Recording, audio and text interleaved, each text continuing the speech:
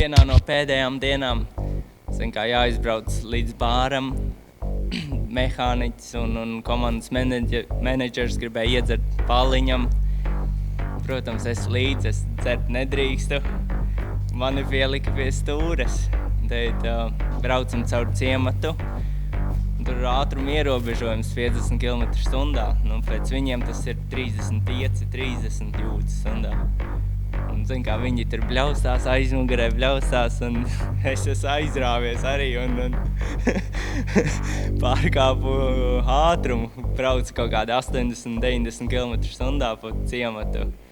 Protams, diskutēja, ka man spoguļos poliči mani tur apturēja. Tur prasīja tiesības, prasīja, no kurienes es esmu, prasīja mašīnas dokumentus, kurus neatradām, nezinājām, kur viņi ir. Un tad, policists prasa, no kurienes jūs braucat? Es saku, tepatās bijām uz īru bāru.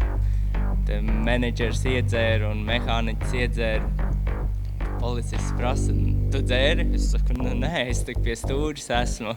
Viņš saka, izkāpj ārā, man jau ceļi trīc, amerikāņu policists apturējis mani. Tad viņš teica, uz stāvi kājas kopā, seko manam pirkstam, man bija jāskatās. Viņš saka, es neko nesaprotu, jo, es biju uztraucies, tur acis raustās man. Viņš teica, lai es iepūšu trubiņā, tad tur viss kārtībā bija. Protams, viņš uzprasīja, ko es te daru.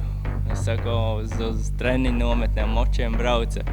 Un tad viņš bija baigais čoms, man stāstīja, uz kurām trasēm jābrauc. Un beigās šķīrāmies kā draugi.